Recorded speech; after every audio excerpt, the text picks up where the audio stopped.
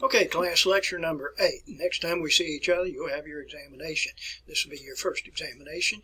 Let's have a quick review of what we went over the last time we were together. We got a lot of ground to cover today. It seems like we always have a lot of ground to cover in a short amount of time. But we did mention that at the Boxer Rebellion. I think I talked to you about the Elihu route, revamping, if you will, rebuilding the United States military. And we went into the section here on progressivism. Spent quite a bit of time with that lengthy lecture with that. I think I mentioned to you about the muckrakers. Muckrakers, of course, which worked for McClure's magazine. These were the crusading journalists, such writers, if you will, as Ida Tarbell, Lincoln Steffens. We moved on with this, and then we went into the social gospel. I think we talked about the settlement houses, particularly that of Hull House with Jane Addams, and many, many others of those likewise there too, including one in Inslee, Alabama. We went through a section here on the new women of that period of time here, had more time on their hands, fewer children than their mothers and then their grandmothers and so forth. Finally, we went into one of the greatest accomplishments of that period of time, the passing and ratifying of the 19th Amendment to the United States Constitution, and of course that gave women the right to vote here. We also spent a couple of minutes talking about child labor laws here, and we went into various other things here, such as W.E.B. Du Bois, William Edward Burghardt Du Bois, W.E.B. Du Bois, if you will. We talked about prohibition. The 18th Amendment to the United States Constitution created this noble experiment doomed to failure from the start here, folks. And you got your exposure here to Eugene V. Debs, and we're not through talking about Eugene V. Debs. We will continue on with him today and on for a little bit more time, too, including after your first examination. And I think we closed out the class period. I mentioned to you about the IWW, the Wobblies, I Won't Work, under Big Bill Haywood. All right, so let's move on here today and get into our lecture today here, folks. And to refresh your memory on this, William McKinley is the President of the United States at this time, and elected in 1900, second time he was elected, and inaugurated in 1901. But anyway, and let's give a little background on this. William McKinley was attending, if you will, the Pan American Exposition, which was present in Buffalo, New York. And he was scheduled to speak at the Hall of Music. And as he was getting ready to go anyway, he was greeted by a crowd of people, a crowd of admirers, and he was walking through the line there, shaking hands with each of the individuals. And he walked up to this one individual, and you noticed very briefly that this individual had his right hand in a bandage. And this caused McKinley to kind of back off for just a second here, folks. And when he did so, a hand was thrust out by a person, and inside that bandage, that bandaged arm, there was a .32 caliber pistol, Iver & Johnson pistol, at point blank range. The president was shot. All right, so let's go back to my camera here, folks, and we'll see what happens here. And the person that did that, of course, was Leon Czolgosz, who is from where the Czech Republic is today, where he was shot. The date he was shot was on the 6th of September in 1901, and it had all the appearances that William McKinley was going to have a full recovery from this. But infection set in, and 8 days later, he died here. All right, and let's see if I can share this with you good folks here. We'll go back to me for just a second here, and you can read the headlines here. The president shot twice, but he is going to live, and unfortunately he did not live, and he is buried today in Canton, Ohio, if my memory is correct on that. Alrighty, so anyway, Teddy Roosevelt now becomes president, and I'll go back to Teddy Roosevelt in just a few minutes here, folks. I'm seeing at the top of the page here that one of the constitutional amendments that was added in 1913, we'll go ahead and introduce this right now, and I don't know why I'm putting it in here in 1913 because we're still in 1901. But it was a manner in which United States senators were chosen, and up until 1913, actually up until 1912, and then later ratified in 1913, senators, U.S. senators, were chosen by state legislators, such as Alabama senators would be chosen out of Montgomery, by the legislators out of Montgomery. But the 17th Amendment will change that, and senators will now be chosen by vote of the people from the state of Alabama or from that appropriate state. All right, so let me go back to myself for a second here so you don't have to continue staring at those notes here. And for Theodore Roosevelt is now President of the United States here, 42 years of age. You can watch the documentary on this that is included here, folks. He was actually hiking. He was up in the mountains of New York, when he was informed about this. Kind of interesting story about this. But 42 years of age, he was the youngest president that's ever served as a United States president. And the thing about it is Teddy Roosevelt was one of the most popular men in the United States of America. But politically, he was not really popular by the Republican Party.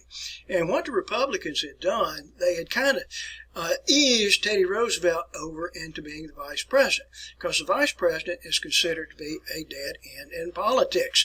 Well, if you don't believe me, you think about past politicians here, folks, and that were vice presidents, and we just don't hear anything about those individuals anymore. Al Gore, for example, Dick Cheney, for example.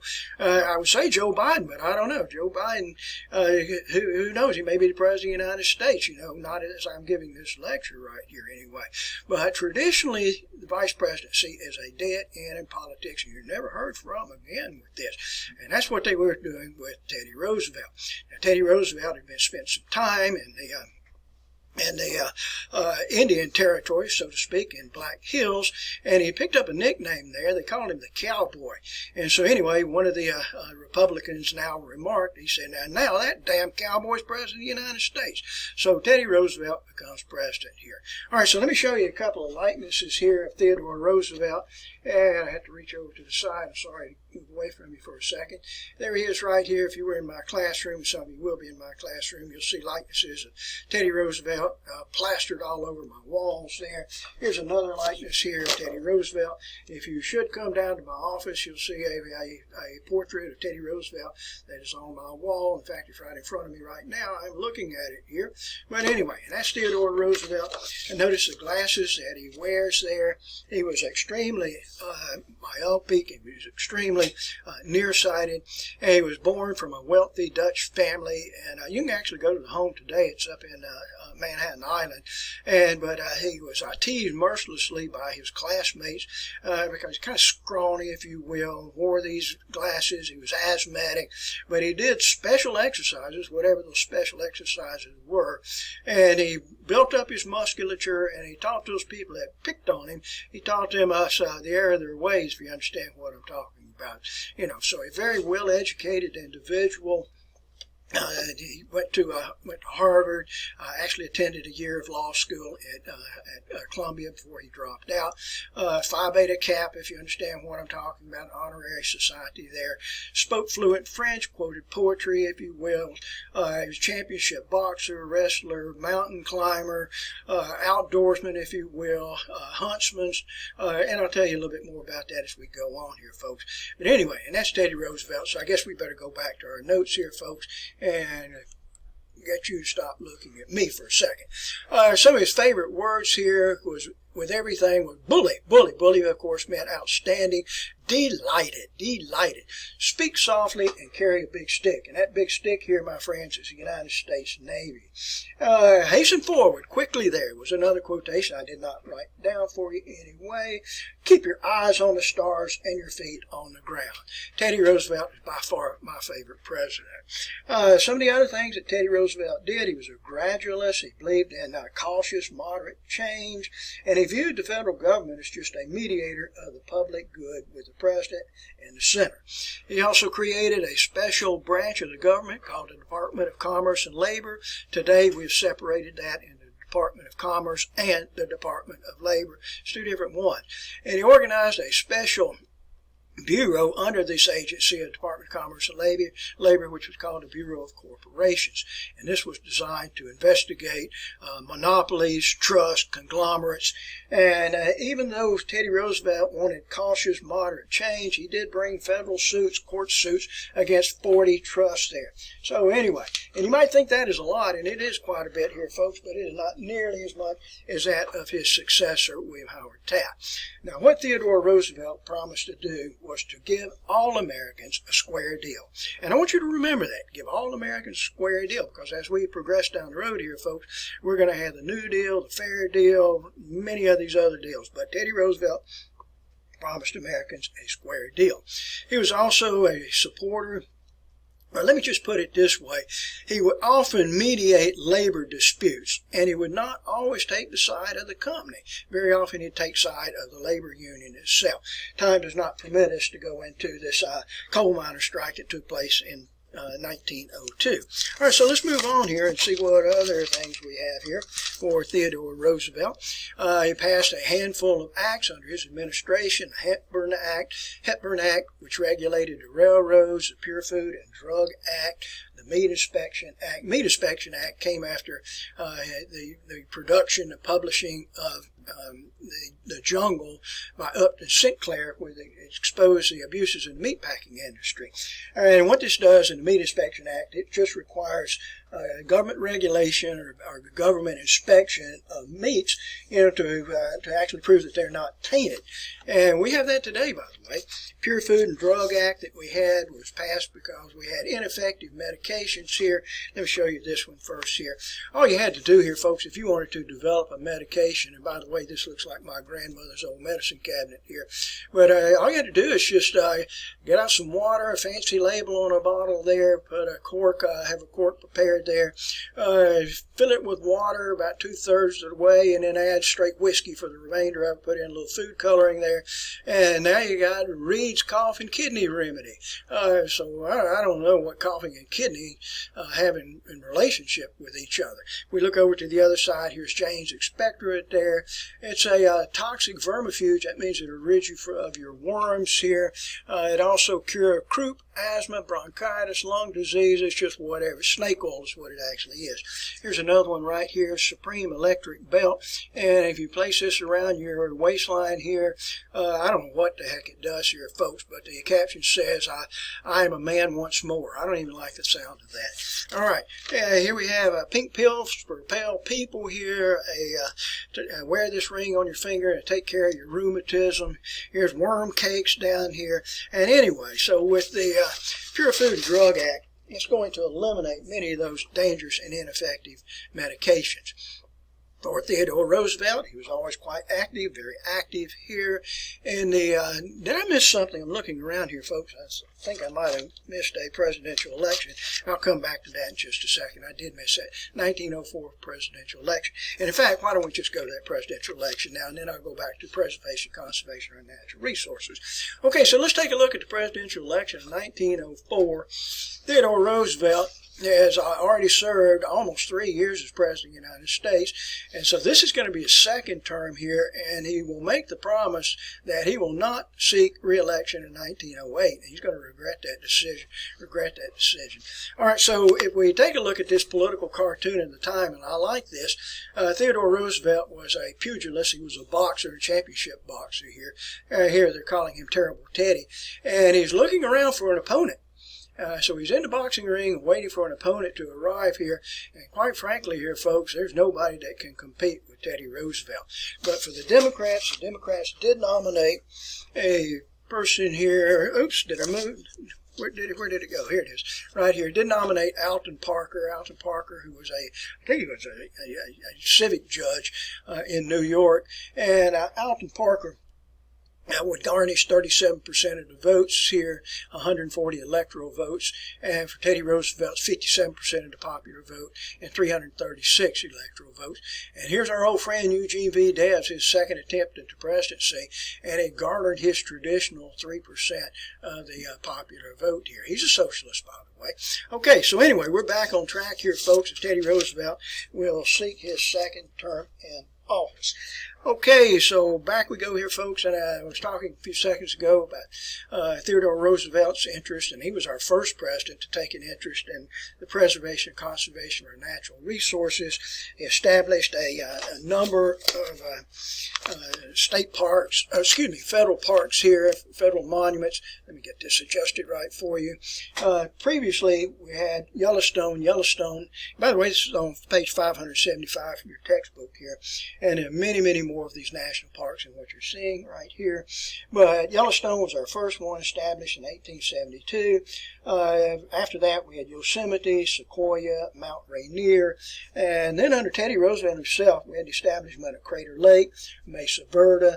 That happened to be a couple more. I'm looking around here in my material that's in front of me here, folks, and I'm having difficulty in finding this here, so let me see. I may have to skip over this.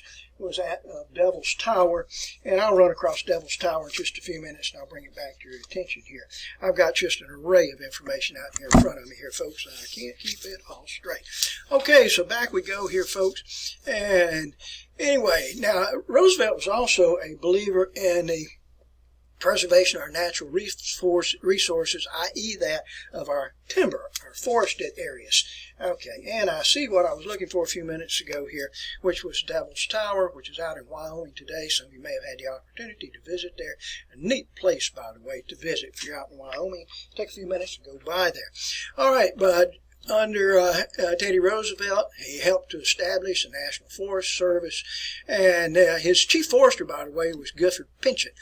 Today, if you travel out into that area of the country, and I'm talking about out into, say, Wyoming and California, Washington, northern parts of California, you'll see the Gifford Pinchot National Forest. He was quite a conservationist and a preservationist, and he thought like Teddy Roosevelt. They both agreed that we could have forestry and resource management to take place at the same time. And what I'm talking about with this here, we'll go back to me for a second here, forestry and resource management, and I'm a biologist and I'm a conservationist, preservationist myself. But I do believe that we do have to have harvesting of timber, but when you go out and say Bankhead National Forest and you clear cut 100 acres of forest of trees there, it is a travesty to leave that unrecovered. So in other words, if you're going to clear the timber, then you are duty bound that you have to replant. You have to replant that soil there. And I firmly believe that, and Teddy Roosevelt and Gifford Pinchot likewise believe that. Okay, so let's go on here, folks, as we move back here. And another thing that Teddy Roosevelt gets involved with here, and it's a long story in a way, but there was a rise in Japanese imperialism. So what this is going to bring forth, particularly out in areas like California, is a dislike for Asians. And it was sometimes referred to as the Yellow Peril. And quite frankly, here in the Yellow Peril, you would find that children that were of Asian descent were placed in what they called Oriental schools. They were segregated into these Oriental schools. And for Teddy Roosevelt, he put a stop to that, and we have integration of the school system. All right, now, since Japan has the appearance of being a naval might and perhaps even a naval threat, and you'll see this when we get into World War II, and you know what I'm talking about with that. So Teddy Roosevelt, who believed in the big stick, and of course the big stick is the United States Navy. So from 1907 to 1909, Theodore Roosevelt, in a demonstration of American naval might, sent 16 battleships. They were given the title here, the Great White Fleet, and sent them on a worldwide cruise. And all the ships, by the way, were painted white. That's symbolic of peace. Rather than being painted battleship gray, they were painted white, symbolic of peace, but it was also a symbolism of the mightiness of the United States Navy. Here you can see an article here, and this article shows you one of the ships there of the 17 battleships. These are large ships, by the way, which are taking part in this.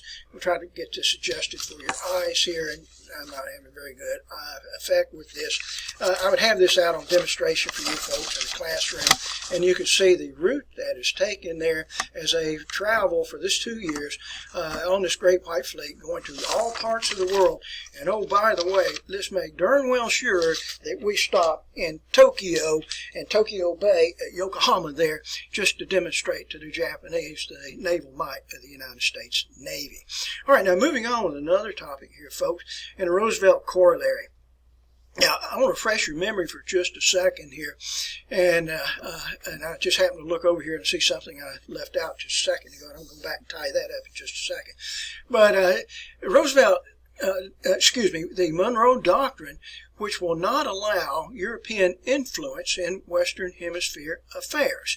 Now, that was put out in 1823 under James Monroe, and nevertheless here in South America and Latin America, some of those countries could not handle their own internal affairs, particularly places like Venezuela. Venezuela never had been stable, it seems like anyway, and had corrupt dictators, and that's usually at the root of the problems here.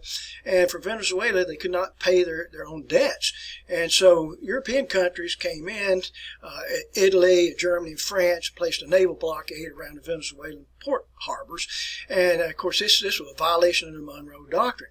So Teddy Roosevelt introduced a corollary in addition to the Monroe Doctrine, and it's called the Roosevelt Corollary. And what it applies to is South American and Latin American nations that if they cannot handle their own affairs, then the United States will come in and we'll take over your internal affairs and we'll do it for you. A big brother type effect there, folks. So anyway, and that's the Roosevelt Corollary. In the United States, we have used the Roosevelt Corollary. All right, now I happened to see something that I left out just a few minutes ago, and I told you about the individual that assassinated, and let's see if I can go back and show you his name again, the individual that assassinated William McKinley, and this person's name was Leon Czolgosz. I just casually mentioned his name to you a few minutes ago, but I didn't follow up on that story here, folks. So what happens to Leon Czolgosz? And I want to tell you, no lengthy trial here, no lengthy, being in prison, waiting for a death to take place like we see in our modern penal system here. In a matter of 2 months, Leon Czolgosz was arrested, he was tried, he was convicted, and he was executed in the electric chair. So let me spend just a few seconds here, folks. And I want to tell you about the execution here of Leon Czolgosz. Here's some photographs here that you can't see very clearly, but those are all photographs here of Leon Czolgosz prior to his execution. And just before the electrocution was to begin, a leather-backed sponge soaked with salt water was tightly buckled below the knees on Czolgosz, and on his head was placed a helmet, the top of which was filled with a wet sponge. The top of Czolgosz's head was shaved so that a perfect electrical contact could be made. As he was being strapped into the chair, Czolgosz blurted out, "I killed the president because he was an enemy of the good people. I did it for the help of the good people, the working men of all countries." After what seemed like an eternity, the signal was given to throw the switch and send the current through his body. Czolgosz immediately gave a gurgle cry, and his body lunged forward. He seemed to tremble with a light rigidity as his body was converted into a piece of iron. As the 1,700 volts of raw energy exploded into his body, Czolgosz arched his body backwards and remained still. The current flowed for a full minute and was gradually back down to 200 volts. After electricity was turned off, some time passed without anyone saying a word. Then one of the officials said, "Let's do it to him again." And they ran up the voltage to 1,700 volts for another full minute without any reaction from Czolgosz's body. After this round was finished, the medical examiner pronounced Czolgosz dead. And I think it's kind of fitting punishment for that individual. Well, you will not visit Leon Czolgosz's grave today here, my friends. Leon Czolgosz's body was then taken out, placed into a vat of acid, and it slowly melted away. No hair, no teeth, no bones, no Leon Czolgosz. He was liquidated. All right, so let's go back here, folks, and we'll continue on with this. And I'm sorry for that interruption. I meant to tell you about Leon Czolgosz a little bit earlier. Okay, so we'll take this off of here, but I'll tell you about Theodore Roosevelt's greatest accomplishment was in the construction of the Panama Canal. It's a long story here, folks, and I'm going to try to shorten this a little bit for you folks. And the United States had been engaged with a treaty with Great Britain called the Hay-Pauncefote Treaty to construct the Panama Canal in the country of Colombia, by the way. But a French company had already arrived there, and this French company was about 40% completed with the construction of the Panama Canal. 40% completed, but they had lost 30,000 laborers, and these laborers were lost primarily to yellow fever and to malaria. I don't think the French would have ever completed this project. So the United States we paid a large sum of money, and I think it was about $40 million to France for its efforts there. So this means the United States, we can now get involved in the construction of the Panama Canal itself. Like I said, it was 40% completed. Now, we had arranged with the Colombian government. Now, this is Colombia. Now, this is not Panama. Panama is not a country at this time. And one of our officials here, John Hay, our Secretary of State, has sat down with the Colombian minister, and we worked out a deal. And under this deal, we would pay Colombia $10 million. We would receive a canal zone that was 6 miles wide, and we would pay Colombia $250,000 annual rent. And hands were shaking. Hands were shaking on this. I don't know about you, but when you shake hands with somebody, that's a binding treaty in my mind anyway. But the Colombian charge d'affaires, the Colombian official, went back to the Colombian Senate, and the Colombian Senate said the deal's not good enough. And what they demanded was $20 million and a canal zone 6 miles wide, $250,000 annual rent. Well, when they changed the rules, this was presented to Theodore Roosevelt, and Teddy Roosevelt, was not pleased with this at all. So he thought to himself, what can I do to alleviate this situation? They have reneged on their deal, and I'm not happy with this. And he knew that the people that lived in the area of Panama had staged several rebellions trying to get their independence from Colombia. And so Roosevelt's thinking on this a little bit, and he's thinking, if we could help along another rebellion and then send the United States military in, when the Colombian army arrived to stop that rebellion in the United States military, we could prevent the rebellion from being squashed. And that's exactly what happened here. And after 2 days, when the Colombian army moved up into the area of Panama, after 2 days, Theodore Roosevelt officially recognized the República de Panamá, the Republic of Panama. So the rules have now changed, and what that means, the United States, we no longer have to negotiate with Colombia, we can negotiate with Panama.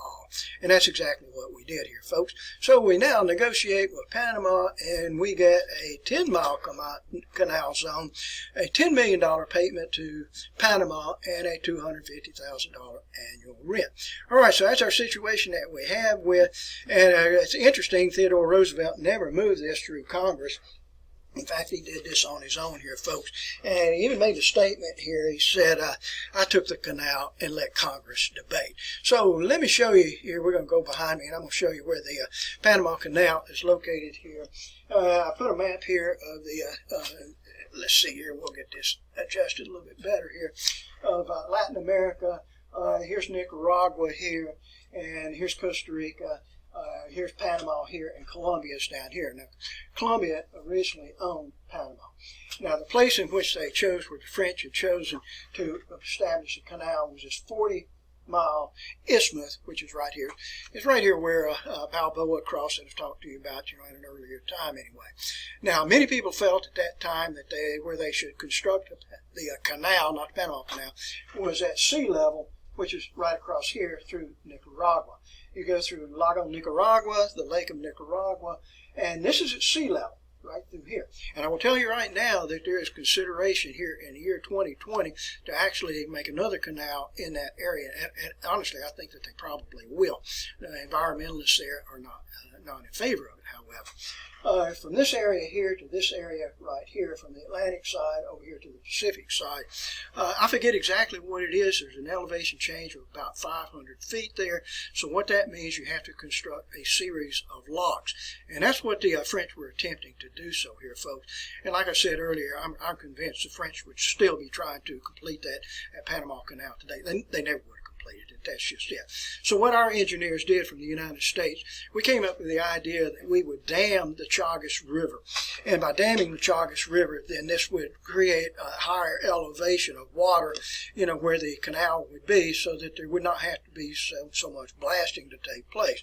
And today, we still have 6 locks that are present. 6 locks that are present, 3 upon the Atlantic side, which is called the Gatun locks, and then we have 3 present, which is on the Pacific side, which are the Mira Miraflores lock. So let me share some photographs here with you in the construction of the Panama Canal. See if you can adjust to this, folks, here. And we'll try not to get these upside down. I'm notorious for doing that. It was a ditch. That's all it was here, folks. Magnificent effort there. If you ever get a chance to travel through this area here, did I get this right or not? And I believe I got it upside down here. But if you travel through the Panama Canal, it's so interesting to go through there. I like that very, very much. Here, let's see here. Did I get it wrong again? I did. Very frustrating here, folks. Can't tell which way to go. And anyway, here. So I'll move through this. We'll try to keep the easy ones in front of us here. I had these huge locks to be in place here. Oops, I'm not even getting this right. I'm kind of making a fool of myself here.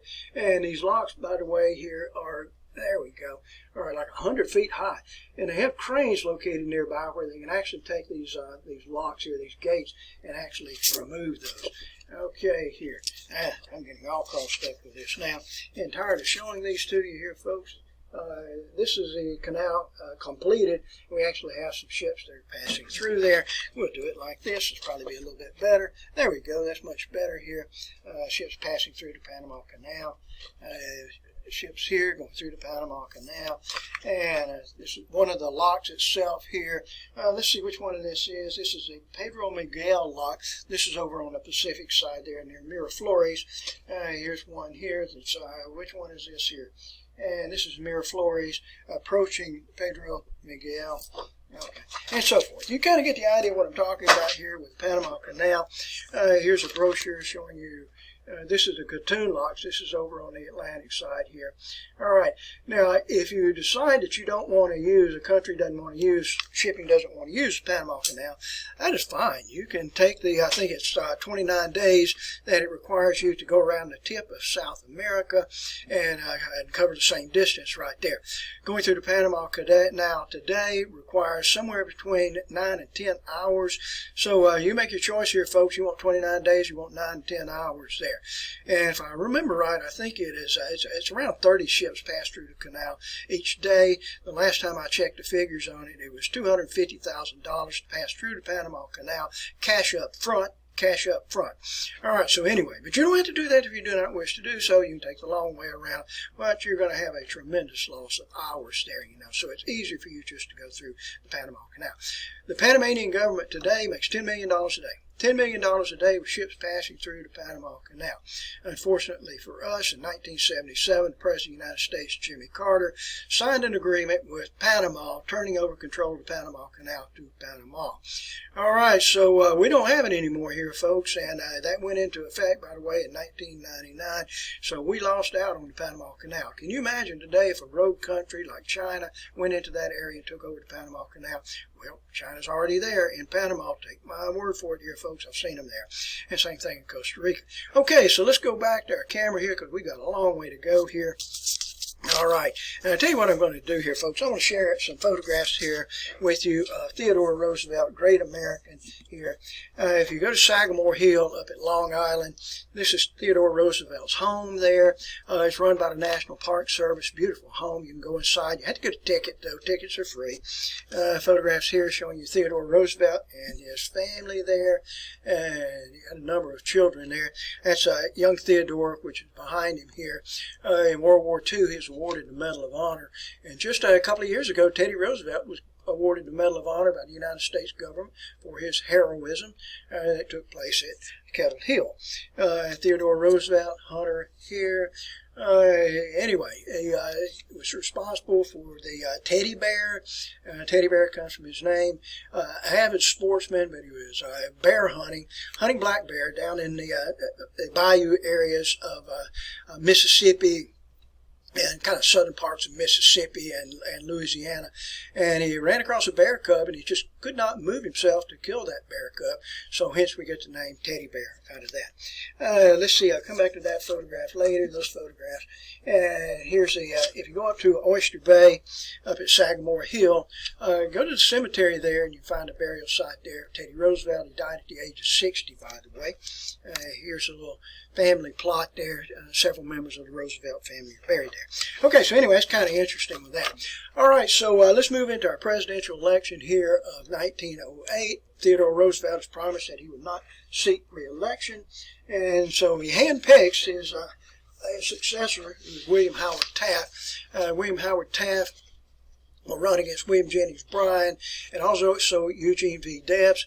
Eugene V. Debs will get the traditional 3%. William Howard Taft, 52%, 321 electoral votes.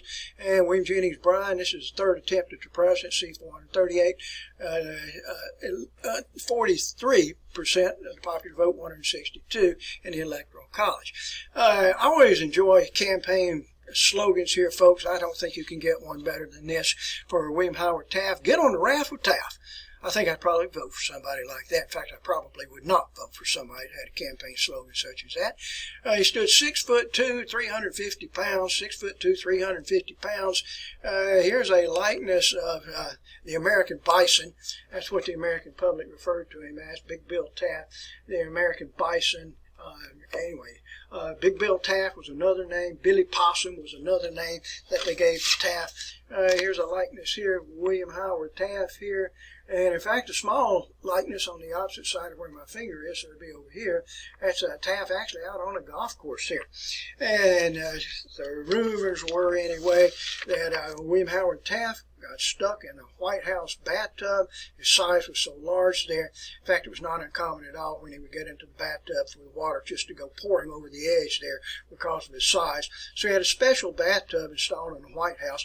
And this bathtub you're seeing right in front of your very eyes here, folks, along with the four plumbers, these four plumbers that installed the bathtub, and the four plumbers are present in the bathtub. It's like a swimming pool here.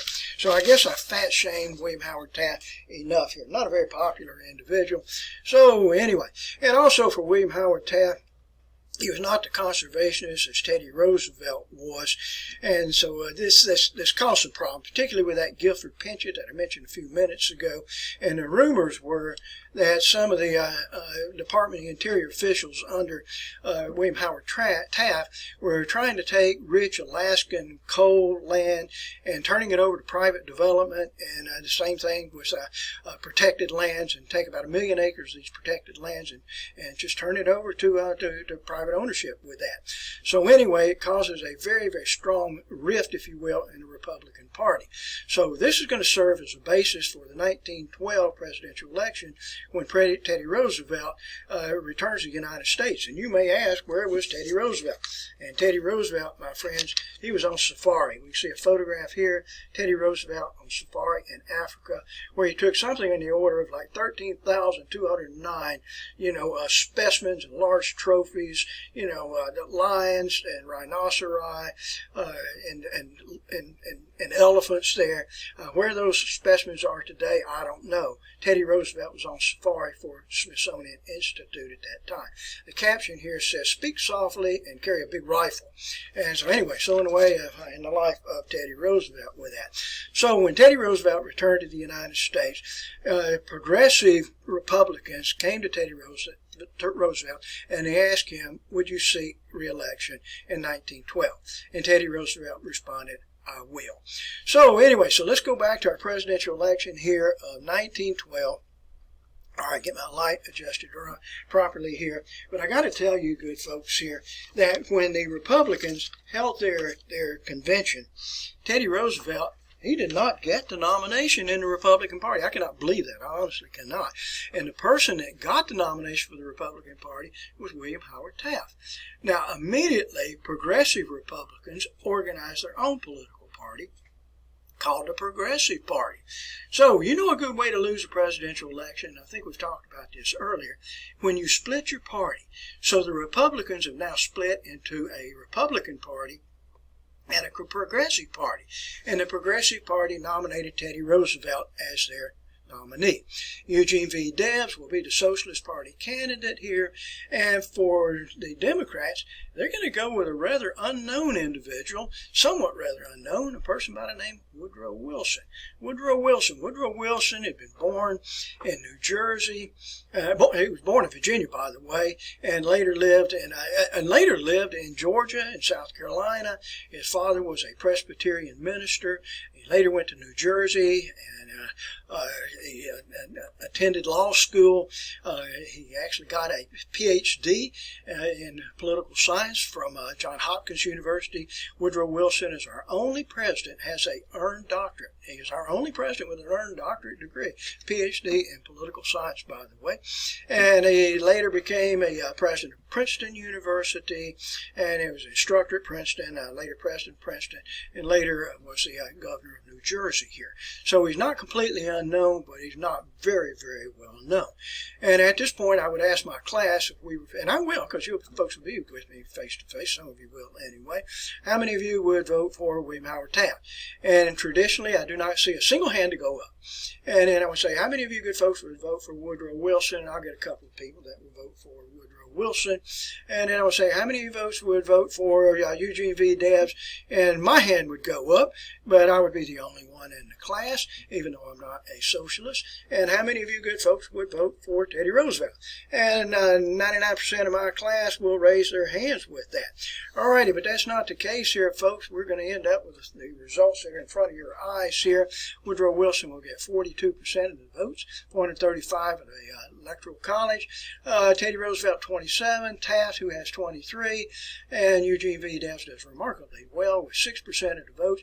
But if you take a look, what if we had not split the progressive vote and the Republican vote? Then the Republicans would have had over 50% of the vote, and that certainly would have influenced the Electoral College and may have shifted over in the way in which the result was. Okay, so I want to share another story with you, good folks. And this came out of the presidential election here of 1912. And where did I have a name up here for you? Yeah, and let's look up at the top here. And this is a person's name by of John Schrank. John Schrank was, and sometimes you spell this with the C and sometimes without the C. Depends on the historical source that you consult here. But John Schrank was a Bavarian saloon owner. And so let's carry ourselves into Milwaukee. And this is just 3 weeks before the presidential elections in October of 1912. And Teddy Roosevelt was at a speaking engagement in Milwaukee. And he was preparing to leave his hotel, which this is what it is today. This was the Kilpatrick Hotel, and today it's the Hyatt Hotel. Here's another view of it right here.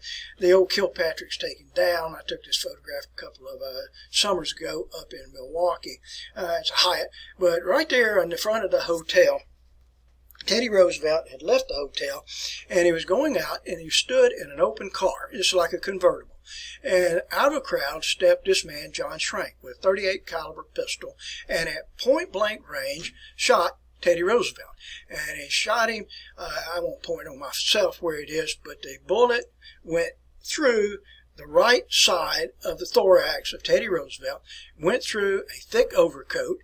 Inside the pocket of the overcoat was a metal spectacles case, glasses case there. Inside the pocket was a 50-page folded speech, if you can imagine that, and pages from that speech are still present to this day, and entered into the right, went through the right rib cage of Teddy Roosevelt and lodged in the thoracic cavity there. And of course, immediately the crowd jumped on John Schrank. Teddy Roosevelt got out of the car, went over, glared at the guy, and some of the guards around Teddy Roosevelt said, Mr. Roosevelt, we need to take you for medical assistance. And Teddy Roosevelt said, nonsense. He said, I've got a speech to make. So he went off to the auditorium to deliver the speech, and he told the crowd there, he walked up on the platform, he told the crowd, he said, ladies and gentlemen, I'm going to have to ask you to be a little bit quieter than usual because my voice is a little bit weak. I have just been shot. And he threw open his coat like that and exposed the bloody thoracic cavity right there. And he said, well, it takes more than that to kill a bull moose. All right. And so the Progressive Party is now going to be recognized as the Bull Moose Party in addition to the Progressive Party. And would you believe me, please, and I think by now you probably would, Theodore Roosevelt then delivered a 1.5-hour speech And at the end of the 1.5 hours, he told the crowd, he said, "Ladies and gentlemen, I'm beginning to feel a little bit weak. I think I better seek medical attention." And they took him off to the hospital here. Now, for the one or two of you that might have voted for Woodrow Wilson or Eugene B. Debs or for William Howard Taft, have I changed your mind? Well, you saw the election results here, folks. And of course, Woodrow Wilson gets the presidential election, wins that presidential election. Here he is right here, a rather modern-looking individual here for 1912. Notice no facial hair here. And anyway, one of my students a few years ago, when I showed this photograph, this student, female student, she said, "He's so hot." And for that, ever since that time, anytime I look at this likeness here of Woodrow Wilson, I think, he's so hot, Woodrow Wilson. All right, Woodrow Wilson, like I said, was born in Virginia. He was born in Staunton, Virginia. Here's a likeness here. The boyhood home there, Woodrow Wilson. Here's another likeness here of Woodrow Wilson. It's easier to do it this way here, folks. This is a likeness here, the home of Woodrow Wilson in Staunton, Virginia. There's a charge to take the tour through the house. If you go behind the house to where the alleyway is, the visitor center, you can actually go into the area there. The last time I was up there, you could, without charge, but you will have to pay to go into the house. Now, for Woodrow Wilson, let's go back to my camera here. Woodrow Wilson, he's a Democrat now. So Woodrow Wilson does what Democrats do best. They lower the protective tariff. And this was done through the Underwood-Simmons tariff, which lowered the protective tariff to a very, very low level here. Woodrow Wilson, we can thank this man for this. He also introduced the 16th Amendment to the United States Constitution, which will be ratified. And my friends, what that provides for a graduated income tax, an income tax. So we are all grateful for that. I'm sure you folks are.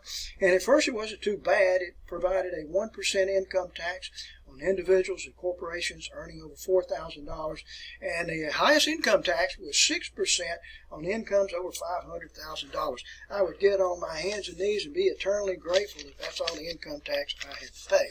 All right, Woodrow Wilson also introduced, here I'm going to have to hurry here, folks, a Federal Reserve Act, introduced the Federal Reserve Act. This is what he's best known for here, folks. This creates a Federal Reserve Board. We had not had a sound financial institution since Andrew Jackson allowed the Second Bank of the United States to his charter to expire in 1836 here, folks. This also created a Federal Reserve System, a new type of currency. New type of currency is not backed by gold and silver. It's backed by faith in the government. And this is it right here. It is referred to as a Federal Reserve Note. You can see it across the top here, Federal Reserve Note. I don't know if I feel too confident about that, backed by faith in the United States government. Federal Reserve Note.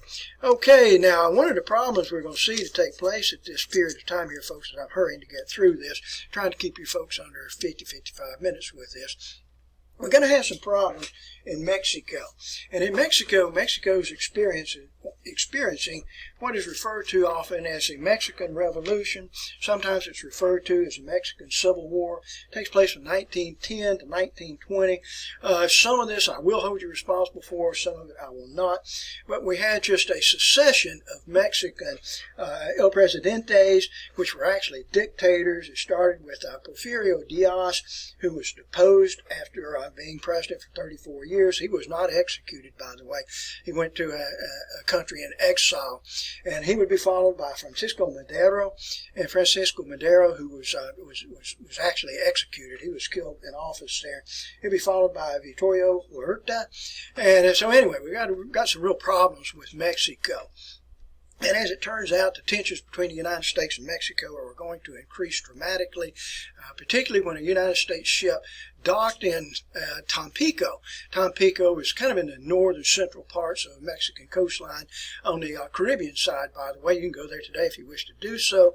And some American sailors were detained there, and they were eventually released. They were probably just drunk in the streets, and they were finally released. But the American skipper of that ship, the Mayo demanded that the ship was a Dolphin, the skipper was Mayo, demanded a an apology to the Americans and also demanded a 21-gun salute. And the Mexicans refused to do that.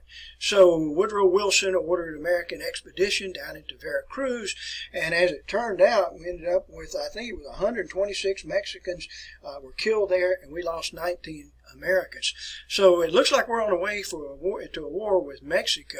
So what we're going to see to happen here, folks, is the Mexican side here will splinter. And one of the competing groups that will emerge out of this is led by Francisco Pancho Villa.